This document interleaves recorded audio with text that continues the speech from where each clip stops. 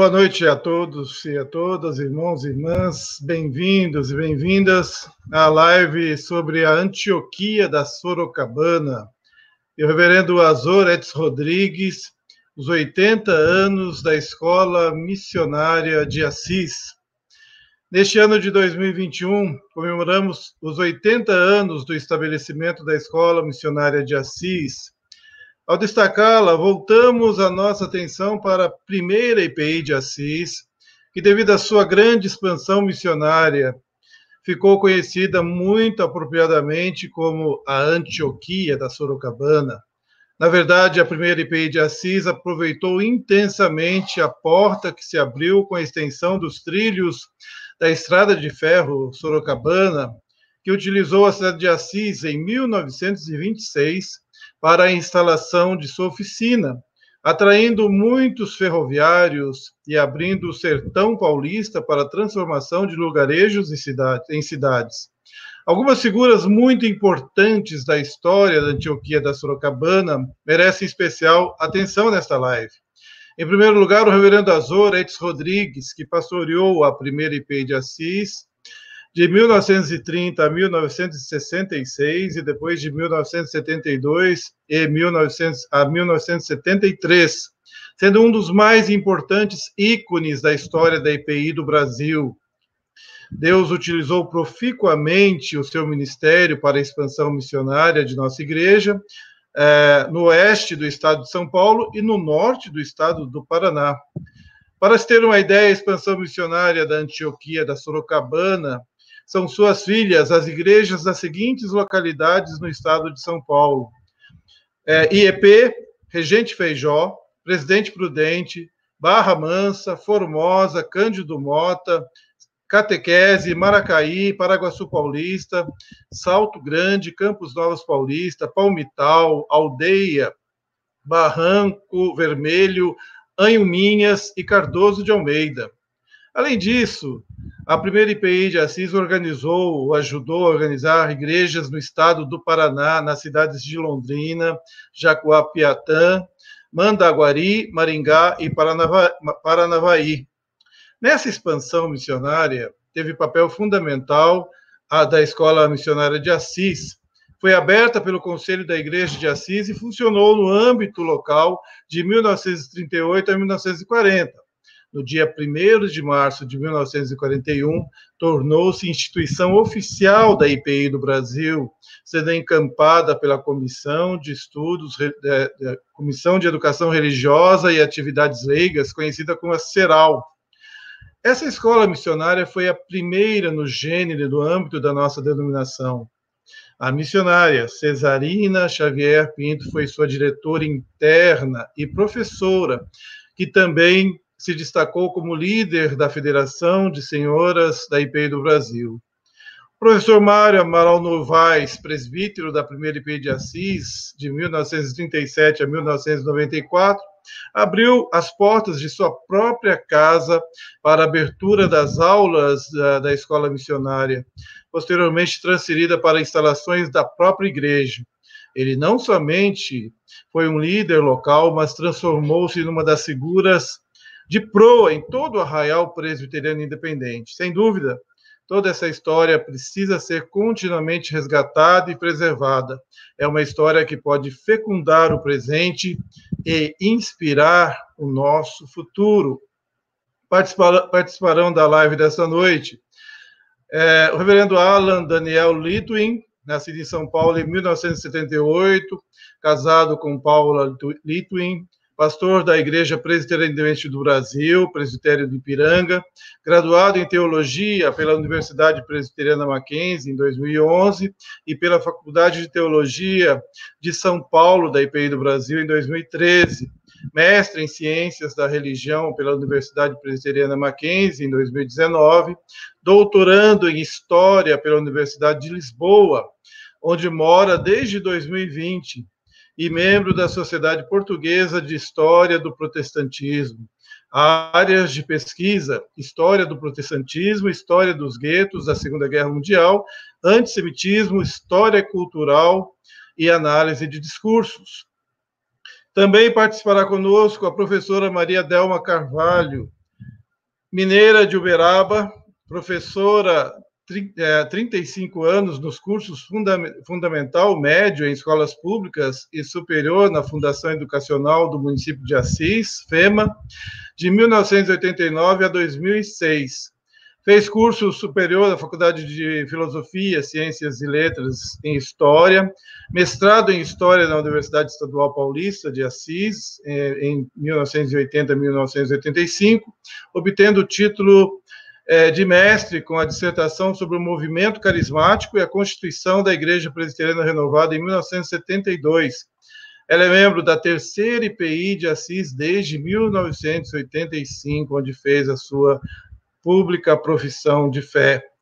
Também participarão conosco o reverendo Heber Ferreira Silveira Lima, ele que é pastor da primeira IPI de Santo André, doutor em História, enfim, tem sido uma pessoa que tem feito várias participações. Na verdade, ele é um dos líderes e coordenadores das lives que estamos fazendo aqui nesse período. O reverendo Heber também é licenciado aí em História, né, como disse, pela Universidade Estadual Paulista, e pesquisador da história do protestantismo brasileiro, com ênfase na primeira metade do século XX. Ele é o atual relator da Comissão de História e Museu da IPI do Brasil. E o outro que participará conosco, também extremamente conhecido no âmbito da IPI do Brasil, que participa também de quase de todas as lives até agora, o reverendo professor Gerson Corrêa Lacerda, que é pastor da primeira IPI de Osasco, é o secretário-geral da IPI do Brasil, é o nosso editor de O Estandarte, ele é formado pelo Seminário de São Paulo em Teologia, é bacharel e licenciado em História pela USP, mestre em Teologia pelo Seminário Teológico em Princeton, New Jersey, Estados Unidos, casado com Cleide, 3 filhos e 3 netos. Nós vamos iniciar, então, a nossa live dessa noite com a apresentação da professora Maria Delma de Carvalho, que vai falar sobre a IPI de Assis, a Antioquia da Sorocabana, sob liderança do reverendo Azor Etes Rodrigues. Bem-vinda, professora.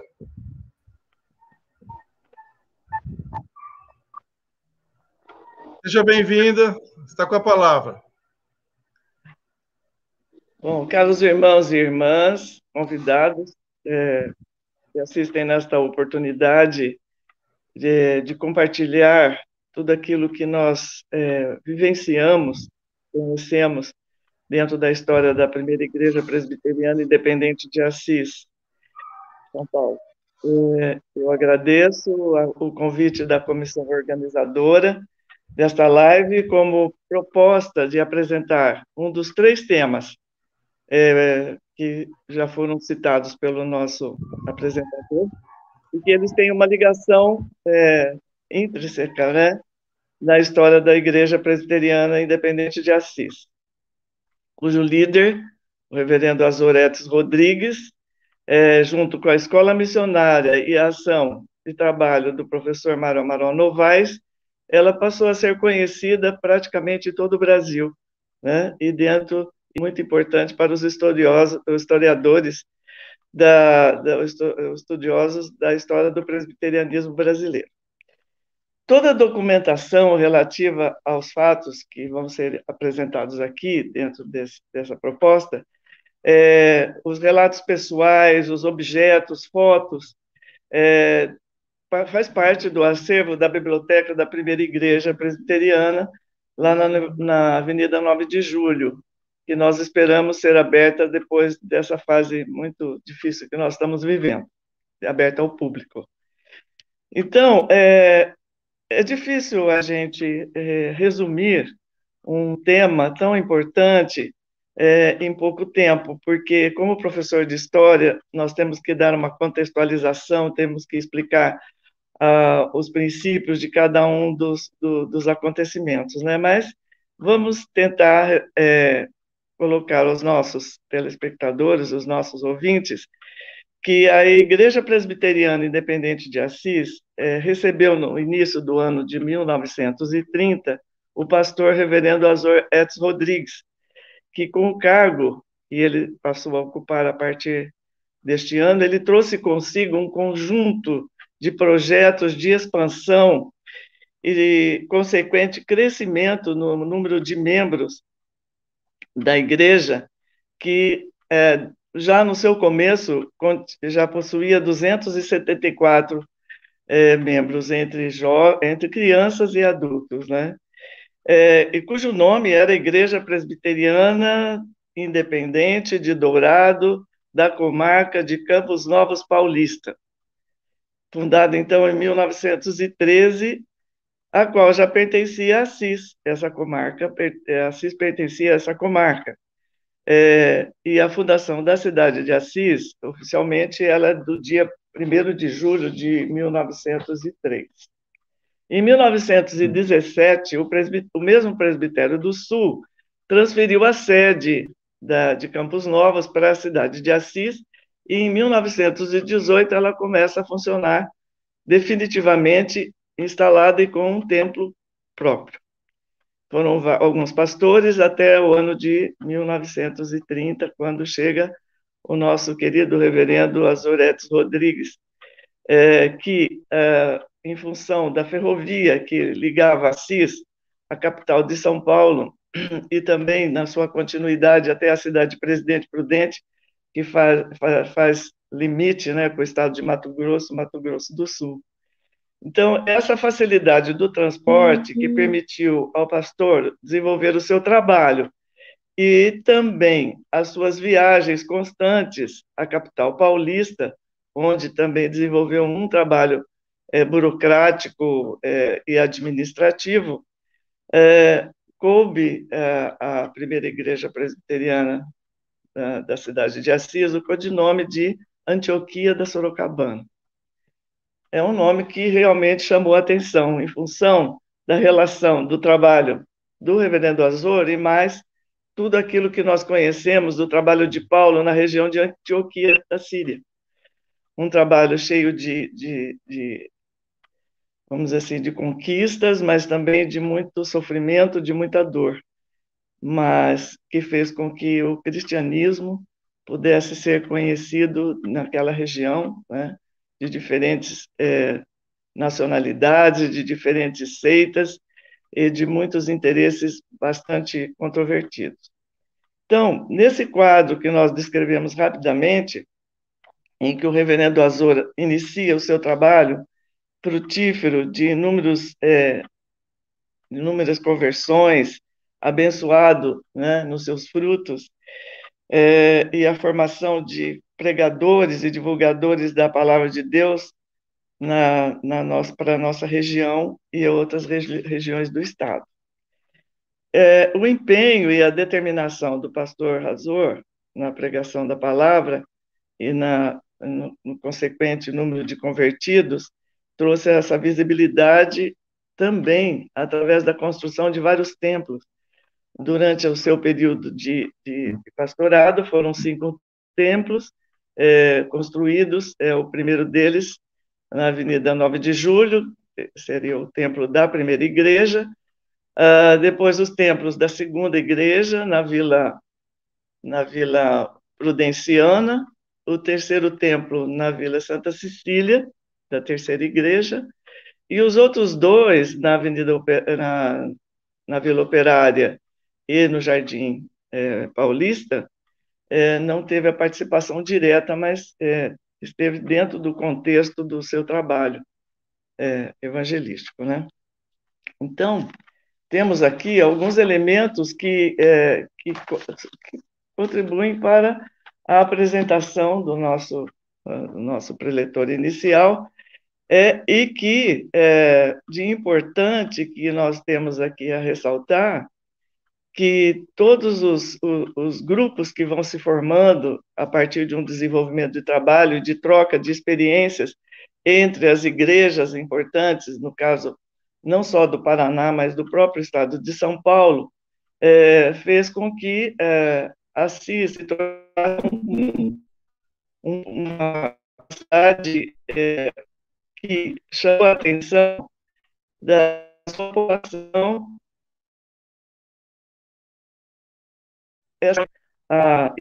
Nosso pastor Santo natural de São Manuel, acabou se tornando também um cidadão assisense, né? Que é uma questão que ele se sentiu muito orgulhoso, muito feliz. E eu me lembro das palavras dele em um dos cultos que ele coloca para a igreja essa homenagem. Também ele participou dentro da área administrativa da igreja enquanto diretor do nosso jornal, a revista O Estandarte, né? Também foi diretor da Fundação Eduardo Carlos Pereira, que os irmãos conhecem, pelo menos de nome, né? E membro também das Sociedades Bíblicas Unidas e depois Sociedade Bíblica do Brasil, presidente do Sínodo Nacional e também uma quantidade de artigos publicados no nosso jornal denominacional. Então, os prezados amigos, ouvintes, irmãos que nos assistem, que nos ouvem, são esses alguns aspectos pontuais que eu podia estar complementando, né, aquilo que já foi dito. E eu quero dizer para os irmãos que nós temos ainda à disposição dois livros, né? 2 livrinhos.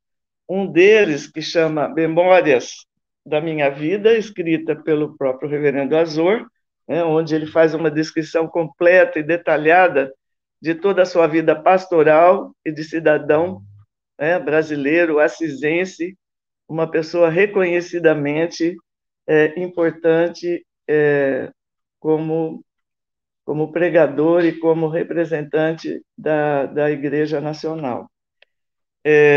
E também o livrinho Igreja de Fé, que foi escrito e editado para a comemoração do centenário da primeira Igreja Presbiteriana Independente de Assis, e cuja contribuição dos nossos amigos e membros das igrejas, João Antunes do Rosário, Esther Dutra, Valcira Portes Pinheiro, eu mesma, Maria Delma, e também o Antônio Marcílio do Amaral Camargo, filho do reverendo Abel, e o pastor Denis da Silva Luciano Gomes. Então, essas 2 obras, né, mas principalmente o livrinho do Fé, nós temos e nós enviamos para a Igreja Nacional e contamos com exemplares na nossa biblioteca, à disposição daqueles que tiverem interesse em pesquisar ainda mais sobre a nossa denominação. Eu não sei se o meu tempo já está vencido, eu estou à disposição para alguma outra pergunta e eu agradeço a atenção. Tá certo, professora. Muito obrigado. Vai ter um momento que a irmã vai poder também falar, ou talvez até responder perguntas, né? Porque nós vamos depois abrir um espaço para os nossos vários irmãos e irmãs, né, que estão acompanhando a live. Estou vendo aqui o reverendo Osmar Pires, estou vendo o reverendo Paulo Damião, a professora Shirley, a nossa ministra de missão, nossa irmã Jaqueline Paz. Enfim, são vários irmãos aqui participando conosco. Depois, no final, vamos ter um momento aí para que, se tiverem alguma pergunta para fazer para os nossos preletores, poderão fazê-lo. De fato, nós estamos falando de ícones da história da IPI do Brasil. Alguém pode falar assim, puxa, nós estamos no meio de uma pandemia, não estamos falando de pandemia hoje, mas nós estamos falando de lutas daqueles que, de fato, com suor e lágrimas, construíram a IPI do Brasil, levaram a IPI do Brasil adiante, mesmo diante de muitas dificuldades. E nós estamos hoje no meio de muitas dificuldades, como os irmãos sabem, mas estamos levando a IPI adiante. Vamos seguir com a nossa programação. Nós vamos ter agora o reverendo Heber Ferreira Silveira Lima, que vai falar sobre a Escola Missionária de Assis e o seu pioneirismo na IPI do Brasil. Bem-vindo, reverendo professor Heber. É a palavra, irmão. Obrigado, reverendo João Luiz, muito obrigado a todos os irmãos e irmãs que nos acompanham. O prazer de suceder aqui na fala a professora Maria Delma, que nos dá uma ideia, mesmo que rápida, geral, porque não dá para falar muito aqui, né? Mas da importância da Igreja de Assis, hoje a primeira IPI de Assis, e seu apelido muito merecido, Antioquia da Sorocabana, porque espalhou igrejas por toda aquela região, plantou muitas igrejas e vivia, assim, de maneira esplendorosa, como uma igreja que compartilhava o evangelho, para a qual muita gente, de fato, acorria. E isso tudo sob a liderança do nosso querido e saudoso reverendo Azor Edson Rodrigues. Então, me cabe falar sobre a Escola Missionária de Assis e o seu pioneirismo na nossa denominação. E é importante a gente lembrar, inicialmente, que nossa igreja e o protestantismo brasileiro, de uma maneira geral, no princípio, não tinham essa compreensão de que era preciso treinar os leigos para a obra de evangelização. Até porque o Brasil era católico, então os missionários que vieram, eles pregavam para converter as pessoas, não é? A missão era converter o povo brasileiro. Então essas pessoas iam sendo convertidas e os missionários continuavam a trabalhar, e esses missionários eram pastores, tanto pastores estrangeiros das missões, especialmente das missões norte-americanas, quanto os primeiros pastores brasileiros que iam, então, ingressando no ministério. Isso só vai mudar um pouco quando os leigos convertidos, já integrados às nossas primeiras igrejas, eles passam a se mudar por causa da migração interna no país. Então, esses leigos, eles vão mudando para muitos lugares e vão se tornando evangelistas. Mas não há ainda, propriamente, uma preocupação com treinamento de leigos. Isso só vai acontecer a partir dos anos 30, porque também nos anos 30, no caso da IPI, é que nós temos o primeiro movimento de organização do que se chamava sociedades internas. A UMP, que era a Sociedade dos Jovens, Sociedade de Senhoras, os homens se organizando, a Escola Dominical, que já é um pouco anterior a isso, mas que começa a dar espaço para os leigos. Então, nós temos que entender que o nascimento da escola missionária se põe nesse contexto de um dos primeiros esforços de estruturar, digamos assim, o treinamento dos leigos dentro da nossa denominação. E isto se dá em um ambiente, nos anos 30, né, já complicado dentro da nossa igreja, porque nós temos a chamada crise doutrinária, né, um problema muito sério que dividiu a nossa igreja, começou em 38 e foi terminar em 42. E é nesse contexto turbulento, inclusive turbulento porque o país também passava por dificuldades, foi a década do Getúlio Vargas, da Revolução de 30, depois do golpe de 37, enfim, quem se lembra dos seus estudos de história vai saber que o Brasil passava por momentos bastante difíceis, não é novidade, não é? E, na verdade, o que acontece é que, nesse contexto de transformações, nós temos o surgimento da escola missionária na cidade de Assis, que tem início no dia 1º de março de 1941. E aqui eu tenho que fazer um esclarecimento. Em Assis, sob os auspícios do reverendo Azor, desde 35 já existia uma escola missionária, mas ela era local. E ela existia exatamente para treinar os leigos da igreja, ensiná-los a pregar, ajudá-los a dar aula de escola dominical, coisa dessa natureza. É só a partir de 41 que esse esforço da igreja de Assis se casa com o interesse do esforço nacional, da CERAL, que era a Comissão de Educação Religiosa e Atividades Leigas da IPI do Brasil, conduzido naquela oportunidade pelo presbítero Carlos René.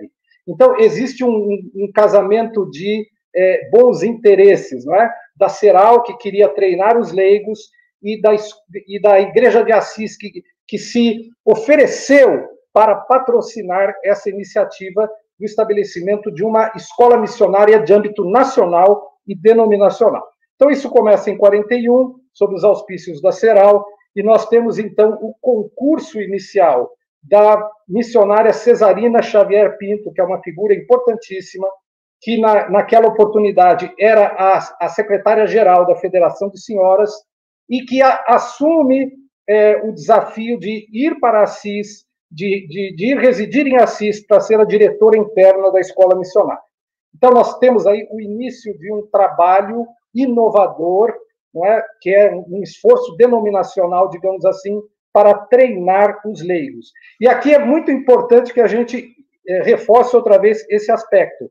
A escola missionária de Assis tinha como objetivo não propriamente a questão de treinar missionários para ir para campos longínquos, etc. Era mais um treinamento, pelo menos em termos iniciais, para treinar pregadores, treinar professores de escola dominical, treinar evangelistas que pudessem trabalhar nos diferentes lugares, nos diferentes rincões do Brasil, e particularmente ali na região da Alta Sorocabana. Então, esse trabalho ele começa de uma maneira muito intensa, mas com o passar dos tempos ele vai sofrendo as agruras das lutas da própria Igreja Nacional, que passava por grandes dificuldades financeiras no meio daquela crise. Isso tudo foi, aos poucos, inviabilizando a continuação da própria escola missionária.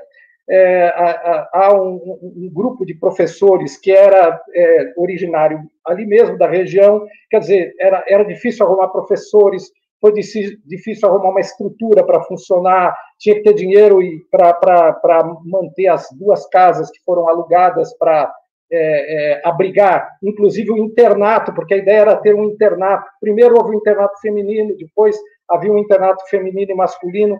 É muito interessante perceber que a primeira ênfase foi dar espaço para as mulheres, porque havia uma dificuldade de acomodar o ministério feminino naquele contexto. Então, a Escola Missionária de Assis foi uma importantíssima experiência para dar lugar para as mulheres. A Cesarina Pinto tinha se formado em teologia na nossa faculdade no ano de 37, mas ela sabia que aquela faculdade não era feita para mulheres, né? Ou seja, a igreja não tinha ainda esta abertura, esta compreensão de que as mulheres eram importantíssimas, inclusive, para ministrar, como hoje elas ministram na nossa igreja, como pastoras e missionárias pastoras. Mas o fato é que o projeto foi, aos poucos, encontrando muitas dificuldades de se manter, e com a saída da missionária Cesarina no ano de 44, o projeto ficou mais fraco ainda, não é? Até porque não havia dinheiro da parte da IPI do Brasil, naquele momento, para manter esse projeto. Então, a gente pode lembrar assim, foi um projeto espetacular, de uma visão muito grande das nossas lideranças da época, mas as nossas condições materiais impediram que a escola missionária fosse para frente. E no ano de 48, ela teve que encerrar as portas, porque já não havia mais recurso para mantê-la, sequer para, digamos, auspiciar este projeto tão bonito que a igreja colocou, né, em prática, mas que não teve como levar avante por muito tempo. Por curiosidade, muitos homens e mulheres que estudaram lá foram ser líderes em outros lugares, e alguns se tornaram pastores, foram para o José Manuel da Conceição, que era o instituto mantido pelas igrejas presbiterianas do Brasil, foram para a Faculdade de Teologia, enfim, muitos pastores conhecidos e lideranças importantes, né? Eu poderia citar o nome aqui rapidamente: Gerson Pires de Camargo, Alcides Carlos de Oliveira, Silas Ferreira da Silva, Gerson Moraes, João de Godoy, José Ferreira Filho, só para citar alguns, né? E por que não dizer que esta escola missionária primeira, ela serve de marco para o desenvolvimento missionário que a IPI do Brasil teve décadas depois. Acredito que, em termos históricos, a raiz de todo o movimento missionário, no que se refere ao preparo das pessoas para servir a Deus nessas condições, está aí. Os fundamentos estão colocados na Escola Missionária de Assis. Que Deus nos abençoe e que possamos ser sempre inspirados por histórias como essa. Muito obrigado, reverendo Heber. É sempre um prazer ouvi-lo, e a sua paixão pela história da IPI e pela própria IPI durante todos esses anos, né? E hoje engajado aí no Ministério, na primeira IPI de Santo André. Nós estamos muito felizes de poder receber vários irmãos e irmãs que estão nos acompanhando aqui, acompanhando a live, seja no YouTube ou pelo WhatsApp ou pelo Facebook. Temos o reverendo Esni Serene, que está conosco, o reverendo Lineker Cruz, o presbítero René Ribeiro da Silva, o reverendo Ari Sérgio Mota, o reverendo Marco Antônio Barbosa, né, e vários irmãos e irmãs de várias localidades participando deste momento. E nós temos aqui, em nome da diretoria da Assembleia Geral, agradecer essa oportunidade de estar falando com todos vocês. É uma grande honra poder contar com vocês nessas lives sobre a história da EPI do Brasil.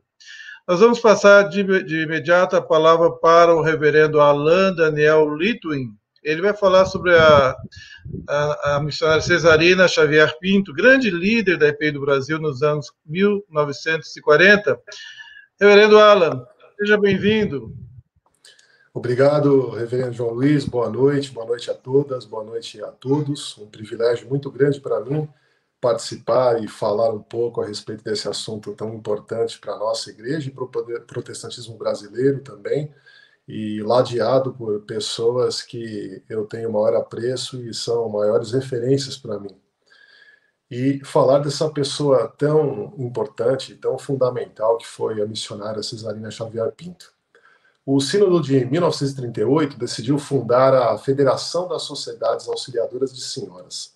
Na liderança desse trabalho, como secretária executiva, foi escolhida uma irmã que era conhecida pelo seu trabalho e piedade, mas não apenas por isso. O seu nome era Cesarina Xavier Pinto. Cesarina nasceu em Santa Cruz do Rio Pardo, em junho de 1908, filha de Honório José Pinto e Rosalina Pinto Xavier. Nasceu em um lar cristão e piedoso. Uma entre 9 irmãos, Cesarina perdeu seu pai quando tinha apenas 7 anos. A vida difícil fez com que a sua família se afastasse um pouco da sua fé. Eles mudaram então para Campos Novos do Parapanema, passaram por Tatuí e alguns outros locais, morando em algumas fazendas aqui e ali. Enfim, eles foram para Sorocaba, onde ela, junto da família, moraram de 1917 a 1923. Foi em Sorocaba, quando Cesarina tinha entre 10 e 11 anos, que ela teve a sua primeira oportunidade de frequentar a escola dominical. Fez a sua pública profissão de fé quando tinha 13 anos, na EPI de Sorocaba, sob o pastorado do reverendo Francisco Pereira Júnior. Mas o tempo e os deslocamentos e a realidade da vida, mais uma vez, atentariam contra a fé de Cesarina. Já no citado ano de 1923, ela se mudou para São Paulo. E diante da distância e da falta de companhia, se afastou mais uma vez da igreja. Esse esfriamento, aliado às tentações, culminou numa situação curiosa na vida dela, quando ela buscou algo sagrado junto a cartomantes, médiuns e outros. Ela ainda afirmou que esses diziam que ela seria uma boa vidente. Mas Cesarina não se sentia em paz, e ela se sentia triste, longe de Cristo e da igreja. E foi então que ela foi convidada para uma conferência que ocorreria na congregação do Cambuci, que aquela oportunidade pertencia à primeira igreja de São Paulo. Com muita má vontade, isso nas suas palavras, ela aceitou o convite e foi para aquela conferência junto da sua irmã. Era o final de 1925. Foi então que ela experimentou uma real mudança de vida e se compreendeu realmente convertida a Cristo. O fato se deu quando ela ouviu, naquela conferência, pela boca do reverendo Alfredo Borges Teixeira, o texto de João 8, versículo 12. Eu sou a luz do mundo e quem me segue de modo nenhum andará nas trevas e, pelo contrário, terá a luz da vida. Desde 1923, Cesarina trabalhava na famosa fábrica das linhas corrente, na Rua do Manifesto, no bairro do Ipiranga. Após 5 anos, já em 1928, ela não imaginaria que Deus lhe fosse exigir algo além daquele trabalho humilde. Mas ocorreu que, em 24 de abril de 1927, junto de outras pessoas, tinham fundado um trabalho de evangelização no bairro do Ipiranga, que a estas alturas já se tratava de uma pujante congregação e que necessitava muito dos esforços daqueles obreiros. As demandas da congregação do Ipiranga fizeram com que percebesse a necessidade de um melhor preparo. A história da missionária Cesarina Xavier Pinto se funde com a história da EPI do Ipiranga, o que para mim é muito precioso, pois também se funde com a minha história na EPI do Brasil.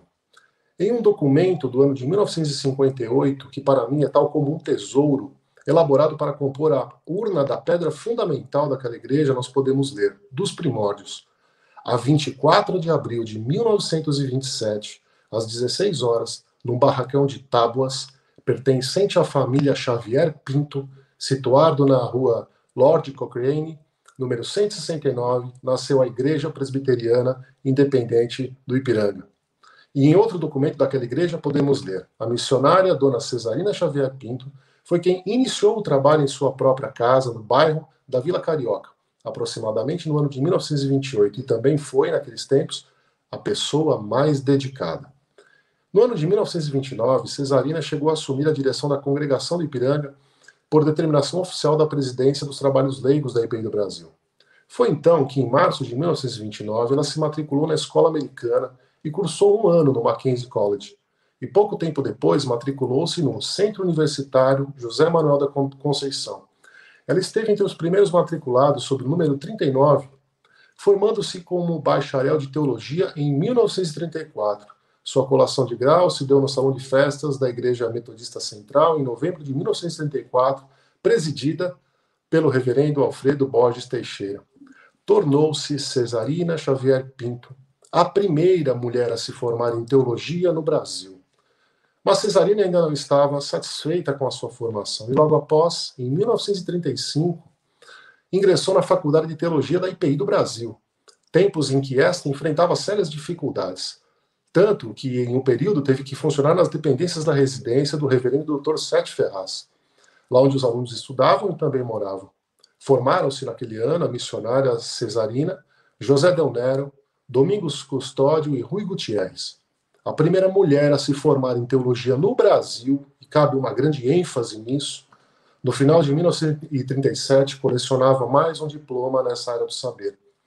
Em uma entrevista realizada pelo reverendo Eduardo Pereira de Magalhães, em junho de 1938, ele afirma, abre aspas, e para isso fomos entrevistá-la na congregação do Ipiranga, a igrejinha onde a serva de Deus tem tido sua experiência como pregadora do evangelho e pastora das almas confiadas aos seus cuidados. Fecha aspas. A decisão do Sínodo de 1938, portanto, era mais do que acertada em entregar a liderança da Federação das Sociedades Auxiliadoras de Senhoras a Cesarina. Ela, pois, reunia as qualidades com evidente distinção para o trabalho. E por isso que foi inclusive dotada de uma verba sendo enviada como missionária, aí sim como missionária, em seu novo trabalho junto da IPI do Brasil. Com a decisão da fundação da Escola Missionária, Cesarina se mudou para Assis a 28 de fevereiro de 1941. E no dia 1º de março, como já foi comentado, de uma forma solene, fundou-se a Escola Missionária sob a direção da Ceral, na qual Cesarina foi escolhida como diretora interna e onde também ela lecionava. Naquele nevrálgico contexto de divisão da igreja, a escola foi um dos baluartes da busca pelo avivamento espiritual como meio de superar as feridas e oferecer também novos caminhos e novo ânimo à instituição. Foi a escola um centro de disseminação deste avivamento, além de favorecer o trabalho leigo como uma ferramenta para a recuperação das grandes perdas que a igreja tinha amealhado por conta da questão doutrinária.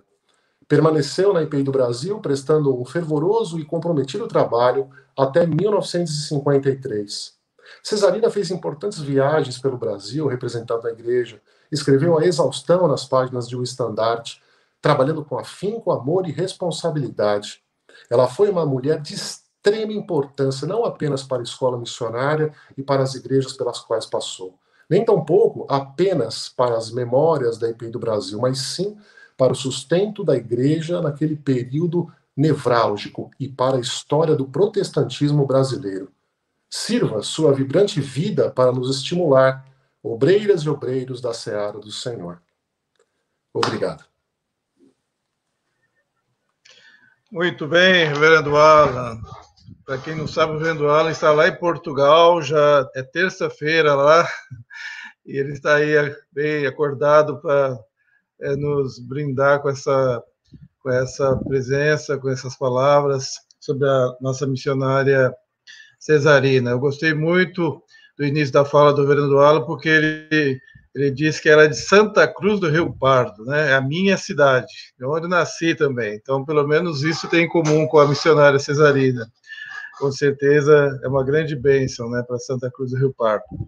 Irmãos, nós estamos com muitas pessoas e estão chegando várias perguntas. Aí nós vamos tentar ter um tempo para responder as perguntas. Os nossos preletores vão responder as perguntas.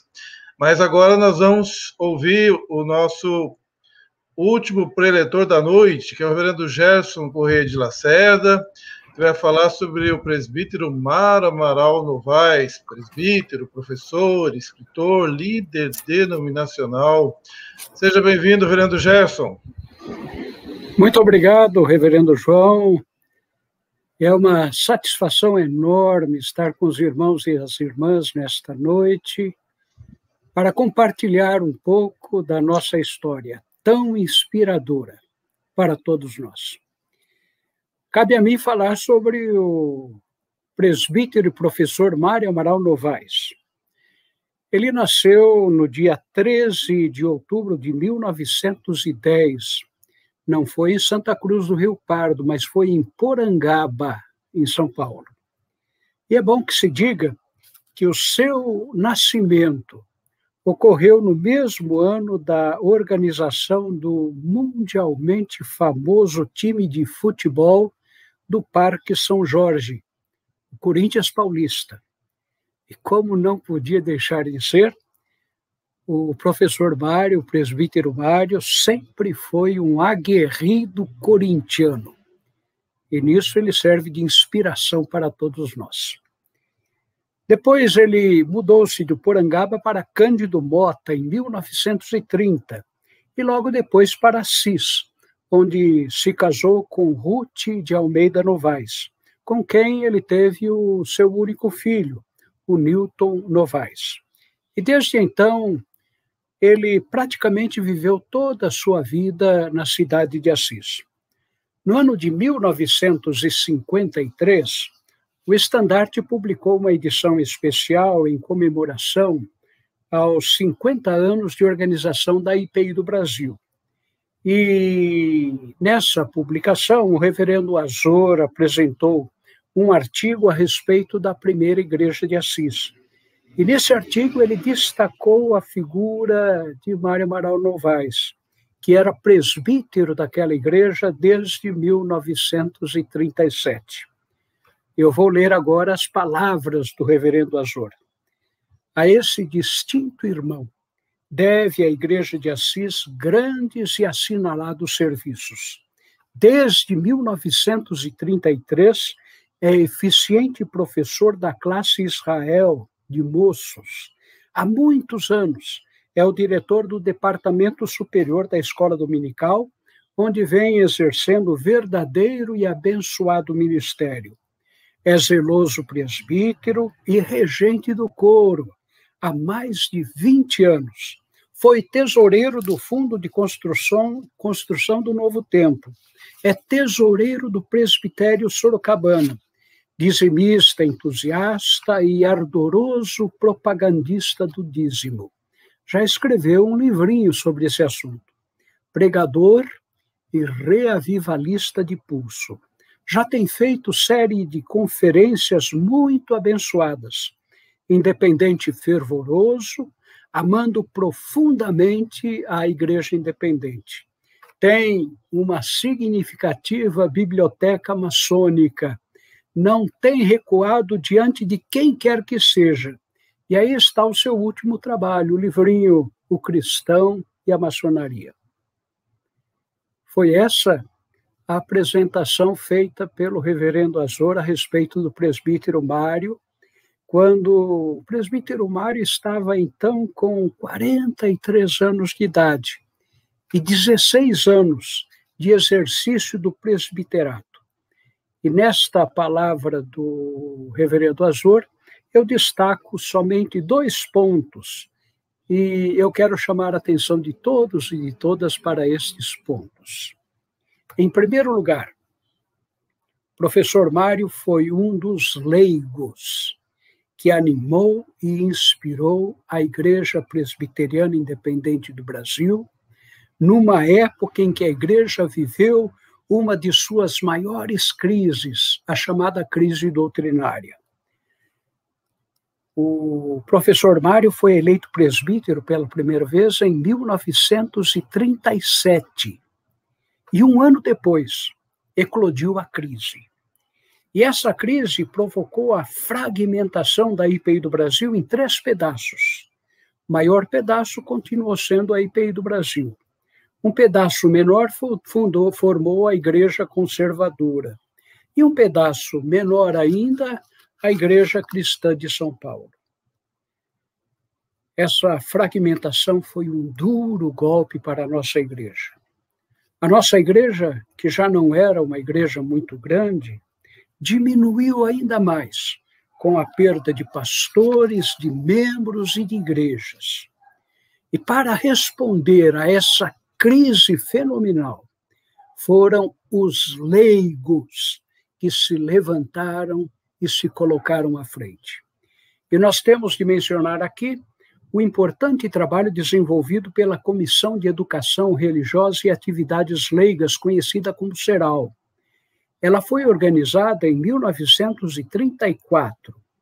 Em 1936, o Sínodo reconheceu oficialmente a Federação da Mocidade. Em 1938, o Sínodo nomeou a Cesarina Xavier Pinto como secretária-geral das Senhoras, o que resultou na organização da Federação das Senhoras. E depois foram organizadas a Federação das Escolas Dominicais, a Federação dos Juvenis e a Federação dos Varonis. E todas essas federações estavam reunidas na CERAL. E foi a CERAL que assumiu a direção da Escola Missionária de Assis no dia 1º de março de 1941. Mas a CERAL não se limitou ao trabalho em Assis. A sua atuação se estendeu por todo o Brasil. E a sua estratégia era a de animar e de orientar o trabalho leigo, com a promoção de muitas concorridas convenções e animados congressos que marcaram a história da nossa igreja. E foi nesse campo que se destacou a figura do presbítero Mário Amaral Novaes. Na igreja de Assis, ele já era um presbítero muito atuante, ele regia o coro, ele lecionava na escola dominical, uma classe numerosa que se tornou famosa, a classe Israel. Mas na IPI do Brasil, ele era pregador, reavivalista, conferencista, sendo sempre convidado a participar de muitas convenções e congressos. Sem dúvida, o presbítero Mário foi um apaixonado leigo presbiteriano independente, utilizado por Deus para reerguer a IPI do Brasil durante a crise e depois da crise doutrinária de 38 a 42. Se não fosse o ministério dos leigos, no qual o presbítero Mário se destacou, talvez a IPI não existisse hoje para nos inspirar com a sua história.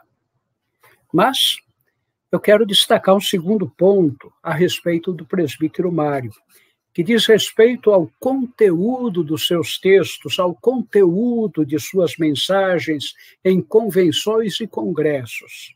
Em meio à crise doutrinária que dividiu e enfraqueceu a IPI do Brasil, para despertar, fortalecer, reanimar a igreja, foi promovida uma volta às origens. Exatamente isso, volta às origens. E nas origens da IPI do Brasil, sem qualquer sombra de dúvida, estava a questão da maçonaria. Na verdade, a origem da nossa igreja está ligada mais intensamente ao nacionalismo brasileiro do final do século XIX e início do século XX. A nossa igreja foi organizada para ser uma igreja independente e com características bem brasileiras. É claro que a questão maçônica fez parte desse processo de organização da nossa igreja. No entanto, o que acabou ficando como a grande, ou talvez até a única razão da organização da IPI do Brasil, foi a oposição à maçonaria. E foi exatamente nesse ponto que se destacou a figura do professor Mário Amaral Novaes. Um dos seus temas prediletos, tanto em conferências como nos seus textos, foi a pregação antimaçônica. O reverendo Eduardo Carlos Pereira tinha publicado um livro, A Maçonaria e a Igreja Cristã, em 1901. E essa obra foi republicada em 1945 com um longo prefácio escrito pelo presbítero Mário. Posteriormente, em 1951, ou seja, há 70 anos, o presbítero Mário publicou um livro inteiro sobre esse assunto, sob o título O Cristão e a Maçonaria. Foi esse um dos conteúdos principais de suas palestras e conferências. Para que a IPI superasse a crise que estava vivendo, o presbítero Mário promoveu uma volta às origens. Para que a IPI se inspirasse e avançasse, ele fez com que a igreja examinasse o seu passado. Para concluir, eu quero destacar um texto que foi escrito pelo meu amigo, o reverendo Paulo de Melo Sintra Damião, e que foi publicado em O Estandarte, de julho de 2001. E nesse texto, o reverendo Paulo Melo trata de uma inesquecível e última visita que ele fez ao presbítero Mário Amaral Novaes no dia 22 de março de 2001. Eu vou ler o texto, parte do texto do reverendo Paulo. O presbítero Mário foi um homem de convicções profundas na fé cristã. Leu a Bíblia mais de 90 vezes. E mais do que lê-la, foi um estudioso profundo. Nunca se conformou com superficialidades. Além de sempre desejar aprender mais das coisas de Deus, ele era também um assíduo leitor de jornais e revistas, estando em dia com todos os assuntos da política, economia e esportes. Impressionou-me o fato de que ele estava orando a Deus para curá-lo, pois queria trabalhar com a terceira idade da igreja. Mesmo sendo um homem quase centenário, o presbítero Mário estava com disposição para servir a Deus. Assim foi o presbítero Mário Amaral Novaes.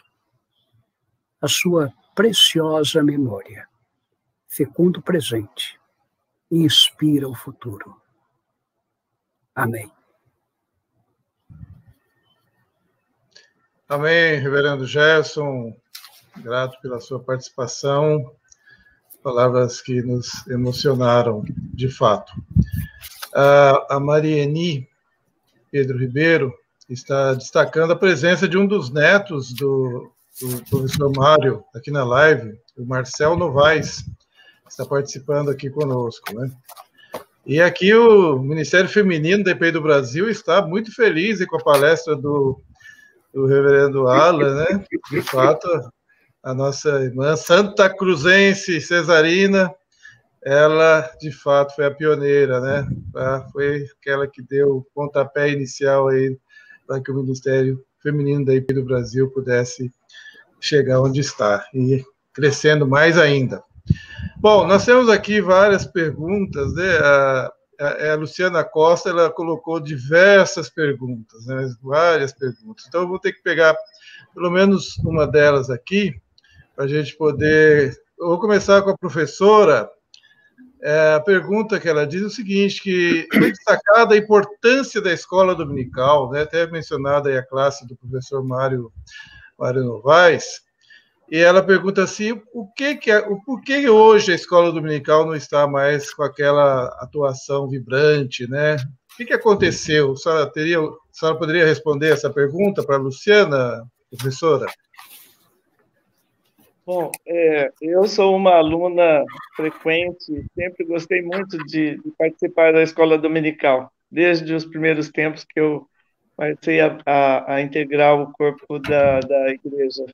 Primeiro, na igreja lá da primeira igreja, na 9 de julho, e depois, em 1985, eu fiz a minha profissão de fé e me tornei membro da terceira igreja. Por quê? Bom, eu creio assim que a escola dominical ela tem um papel fundamental para a formação de um pensamento, de valores e de condutas por parte não só dos adultos, né? Porque hoje parece que a maioria que frequenta a escola dominical são os adultos. As crianças e os jovens, eu não sei, eu pensando na terceira igreja, esse grupo de jovens e de crianças é muito pequeno, é bem fraquinho mesmo. Então, das outras unidades eu não tenho conhecimento como que elas estão, mas eu sempre achei fundamental. Eu, pessoalmente, gosto muito das aulas, da participação nesse momento da igreja, né? Mas eu não sei dizer o que fazer num primeiro momento para que esse trabalho seja reavivado, seja modificado naquilo que precisa modificar e incentivado por parte da liderança da igreja, né? Como que isso deveria ser feito? Na verdade, eu não sei como dizer, porque nós estamos enfrentando também esse problema de classes da escola dominical lá na terceira igreja. Vamos ver, vamos trabalhar. O pastor Jonatas, que é o nosso pastor atualmente, ele está bem animado em fortalecer a escola dominical. Então, eu pretendo também me juntar ao grupo para a gente fazer um projeto importante e reavivar a escola dominical da terceira igreja. Agora, das outras, eu não tenho conhecimento. Eu até gostaria de ouvir um dos ouvintes, né, um dos participantes, a respeito disso. Quer dizer, o que já pensaram sobre isso. Eu não sei o que fazer no momento. Tá certo, irmã. O reverendo Weber poderia complementar, reverendo Weber, sobre essa questão. Eu acho um desafio muito grande. Vamos ter... Oi, é uma boa pergunta que merece ótimas respostas, e não sei se vamos tê-las aqui, porque essa reflexão sobre a escola dominical a gente vem fazendo já há muito tempo. Mas uma coisa é certa, quando a escola dominical surgiu no Brasil, ela era uma invenção para cá, para nós, né? Era uma coisa nova, que foi desenvolvida especialmente nas primeiras décadas do século XX. Era um evento, na verdade, tanto que uma das coisas mais marcantes da IPI de Assis, da Antioquia da Sorocabana, era a escola dominical. Era um evento estupendo a cada domingo que reunia centenas de pessoas. E não só a igreja de Assis, muitas outras igrejas tinham escolas dominicais absolutamente notáveis. Mas hoje a escola dominical sofre o assédio de outras atividades, né? Evidentemente, ela foi se desgastando também com o tempo. Então, é necessário que a igreja se reinvente, ou invente outra vez algumas coisas, e maior do que a escola dominical é a educação cristã, porque a escola dominical é um evento, é uma instituição, mas, na verdade, ela existe para a educação cristã. Então, eu creio que a questão fundamental aí é pensarmos formas de como outra vez fazer com que a educação cristã faça sentido e seja percebida como algo indispensável nas nossas igrejas.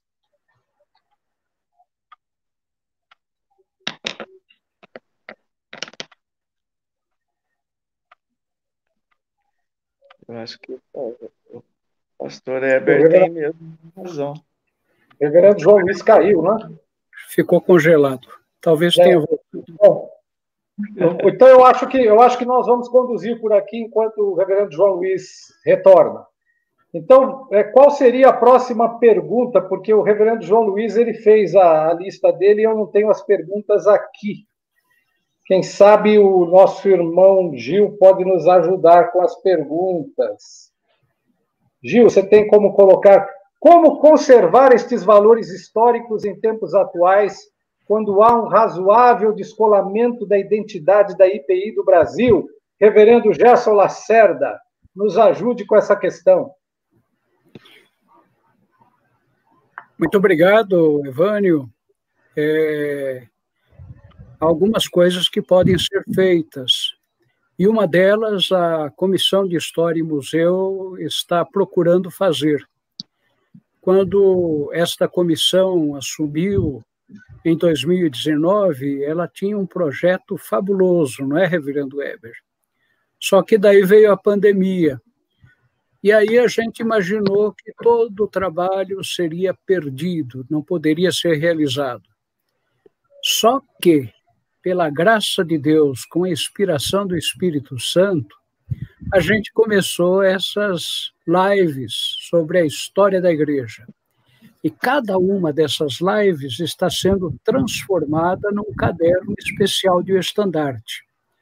E todas as lives estão sendo conservadas por escrito em O Estandarte. Então, eu acho que uma das coisas que a gente precisa fazer é isso que a Comissão de História e Museu está promovendo.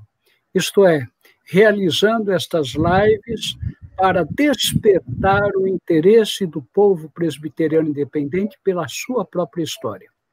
Eu quero dizer com satisfação, acho que o Weber também iria concordar comigo, que a gente ficou surpreso de uma forma positiva com as lives.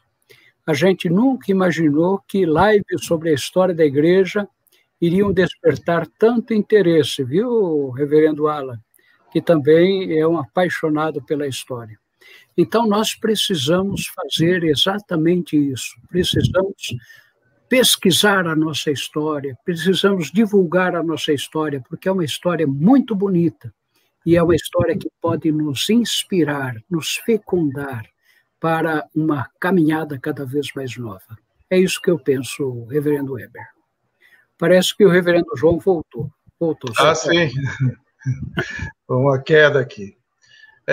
Acho que estamos caminhando para o final, já para o encerramento. Mais uma pergunta aqui do reverendo Alessandro Richter, né? Ele coloca que hoje temos mais recursos, mas parece que fazemos bem menos como igreja do que aqueles nossos irmãos do passado fizeram, né? O que está nos faltando? Você pergunta o reverendo Alessandro Richter. O reverendo Alan podia tentar nos ajudar com essa pergunta? Posso tentar. Eu acho que algumas coisas nos faltam, né? Esses dias atrás mesmo, eu estava conversando com o reverendo Weber a respeito disso. Essa busca por material documental, por fontes, ela é extremamente inspiradora e emocionante. E quanto mais nós buscamos e nos debruçamos e descobrimos coisas que nos emocionam, tanto ao ver, ao compreender e ao pensar, não? Por exemplo, de algumas pessoas importantíssimas que nós falamos aqui, duas delas, pelo menos, debandaram da igreja em algum momento, por conta de alguns motivos, né? E a minha fala com o reverendo Weber é exatamente essa, né? O quanto nós perdemos enquanto IPI do Brasil e quanto eles também talvez tenham perdido na sua pujança pessoal, né? No seu interesse, não é? Então, é óbvio, né? Nós vemos hoje que temos muito maiores condições, mas falta-nos, entre algumas outras coisas, leio, falta-nos essa dedicação, essa compreensão do que de fato é a igreja. Que igreja? Qual é essa IPI do Brasil que nós levamos a bandeira? Nós conhecemos as raízes dessa igreja? Quando nós olhamos para trás e vemos histórias como essas, elas de fato não são apenas palavras que nos inspiram. Elas de fato, elas nos fazem nos emocionarmos ao vermos pessoas que trocavam tudo na vida pelo Evangelho de Cristo. E hoje uma campanha de evangelização, quando é feita numa igreja com com 70, 80, 90 pessoas numa membresia, comparecem 2 ou 3 pessoas quando vai alguém. Então, eu acho que falta essa questão do amor pelo Evangelho, o amor pela igreja. A bandeira que está acima da bandeira da IPI é Cristo, mas nem a bandeira da IPI nós temos levado. Então, eu acho que falta um pouco dessa compreensão, entender para o que nós fomos chamados, a missão do povo cristão. A missão é levar a Cristo. E nós não temos feito muito bem isso às vezes, nem levar a Cristo, nem levar a igreja. Eu acho que falta um pouco dessa concepção de compreender quem nós levamos, esse Cristo que nós levamos. Está certo. É importante frisar que a escola missionária ela se tornou depois um órgão oficial de missões da IPI do Brasil, e hoje nós temos a Secretaria de Evangelização, né, ligada ao Ministério de Missão, Ministério de Missão que é liderado pela reverenda Jaqueline Paz, e a Secretaria de Evangelização que é liderada pelo reverendo Caio Batista, e tem também o reverendo Jonas Furtado do Nascimento, como seu gestor, e de fato há um grande esforço dos nossos irmãos para que o Evangelho continue sendo divulgado na nossa pátria. E tem muitos projetos de plantação de igrejas, hoje em andamento, de revitalização de igrejas. E este mês de abril, né, nós vamos ter esse projeto de evangelização, vamos ter um dia de colheita a partir do trabalho das igrejas que foram desafiadas, os irmãos que foram desafiados a conquistar mais uma pessoa para Jesus. Então, é isso que está sendo feito hoje pela Secretaria de Evangelização. Nós vamos agradecer, então, a todos os nossos irmãos que participaram conosco, né, os nossos preletores, a nossa querida professora Maria Delma, o nosso irmão reverendo Alan, lá de Portugal, o reverendo Eber e o reverendo Gerson. Nós vamos encerrar com 2 palavras de oração. Bem breve, mas é importante que a gente ore nesse momento. Uma palavra de oração. Reverendo João, sim. Eu queria só fazer uma propaganda, porque eu acho que é importante, nós temos muitas pessoas aqui, então eu queria registrar algumas coisas sobre as lives que temos transmitido, acho que é importante. A primeira coisa é o seguinte, é que esta live de hoje, ela vai se traduzir em um caderno especial do Estandarte, que deve sair daqui 2 meses. Eu acho que o número de maio ou o número de junho deve sair com a live de hoje. Então, tudo isso que foi falado, isso vai ser transformado em texto. Os textos são mais amplos, dão mais informações. Então, todos devem aguardar o caderno especial do Estandarte. Nós já tivemos 6 lives. Hoje é a 6ª, não é? E temos já 4 cadernos do Estandarte, 4 cadernos especiais históricos, desde o mês de dezembro para cá. E o 5º caderno vai sair agora no Estandarte de abril, que diz respeito à live anterior. E agora, no mês de abril, nós temos a live que vai tocar no seguinte tema: os 110 anos da IPI do Natal, Rio Grande do Norte, e a figura do reverendo Manuel Machado, o primeiro leão do norte. Então, nós queremos convocar todo mundo para não perder essa live, que vai falar da IPI e do seu trabalho no norte, no caso específico, no Nordeste brasileiro, mas também o ministério do reverendo Manuel Machado, nas primeiras décadas do século, foi um ministério extraordinário em toda a região setentrional brasileira. Então, vale a pena esperar. E, muito provavelmente, ao invés de uma, nós teremos 2 lives, porque estamos planejando uma live especial sobre a figura do reverendo Jonas Dias Martins e o centenário da IPI de IEP, encostadinho aí, né, em Assis, ou não muito longe de Assis. Né? Então, provavelmente teremos 2 lives de história no mês de abril e queremos que os irmãos e irmãs fiquem atentos aí para o anúncio das nossas datas.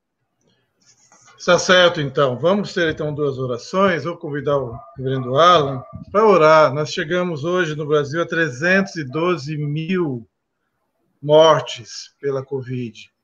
E temos já 8 pastores da IPI que faleceram, né? Suas famílias estão chorando a perda desses irmãos. Temos membros das nossas igrejas entre esses 312 mil mortes. Então, Reverendo Alan, ore por essas famílias, ore por aqueles que estão enfermos, que estão nos hospitais, e também pelos profissionais de saúde. E o Reverendo Gerson é fazer uma oração de ações de graças pela vida desses nossos irmãos, né, que foram relatados aqui, ícones na vida da IPI do Brasil, que nos inspiram para a nossa continuidade, para continuarmos a levar a missão avante. Então, e também pela Secretaria de Missões, Secretaria de Evangelização, que possa realmente, inspirada pelo Espírito de Deus, continuar o seu trabalho. Então vamos orar e assim estaremos encerrando a live dessa noite, irmãos e irmãs. Senhor, nós, como teu povo, nós nos remetemos a Ti nesse momento, com os nossos corações, Pai, arrebentados. Tristes, Senhor, temos chorado a morte de amigos, de amigas, de parentes. Esse país, Senhor, amado pelo Senhor, tem sofrido, Pai. Sofrido, Senhor, aquilo que essa doença tem feito. Isso tem devastado, Pai, a IPI do Brasil, tem devastado o Brasil, Senhor, como um todo. O nosso clamor, Senhor, é para que o Senhor venha confortar e consolar o coração, a vida daqueles que perderam pessoas em decorrências diretas ou indiretas dessa pandemia. O nosso clamor, a nossa súplica, Senhor, é que o Senhor venha dar ferramentas, Pai, para que o Senhor venha proteger e livrar, Pai, o teu povo, para que o Senhor venha proteger e livrar, Senhor, os profissionais da saúde, a esses que estão na linha de frente, Pai, tratando, Senhor, a cada dia, em uma situação tão difícil e tão nova, porque a cada dia, Senhor, coisas ruins e mais difíceis temos visto. Dá sabedoria, Senhor, às lideranças, Pai, da nossa igreja, a fim de que compreendam, Senhor, o seu papel diante de pessoas, Senhor, que nesse momento precisam compreender o que de fato é a união do povo de Deus, que não necessariamente é de espaço, mas é do coração que se une por Cristo em prol da vida, em prol do cuidado, em prol do consolo, em prol daqueles que sofrem. Senhor, dá-nos sabedoria como igreja, consola o teu povo, conforta o teu povo, aqueles que estão doentes, que estão nos hospitais, que estão nas UTIs, que contraíram esse vírus, ó Pai. Pedimos, clamamos a tua misericórdia e a cura que vem da tua parte. E oramos, Senhor, no nome do nosso Salvador e Mestre, Jesus Cristo. Amém. Santo e eterno Deus, continuando na tua presença, nós queremos te render graças. Nós queremos te render graças porque na nossa caminhada de fé, nós somos inspirados por uma grande nuvem de testemunhas. Somos inspirados pelas testemunhas do Antigo Testamento, pelas testemunhas do Novo Testamento, mas também somos inspirados pelas testemunhas que viveram ao longo da história da igreja. E nesta noite em especial, nós queremos te louvar pelos irmãos e irmãs que tu levantaste na história da Igreja Presbiteriana Independente do Brasil, que te serviram, que te honraram com toda a consagração. E, ó Deus, nós te pedimos que tu nos ajudes a preservar a memória do ministério desempenhado por estes irmãos e irmãs, para que também nós sejamos continuadores da grande obra que eles realizaram. Recebe, pois, a nossa gratidão e abençoa-nos. Oramos em nome do Senhor Jesus. Amém.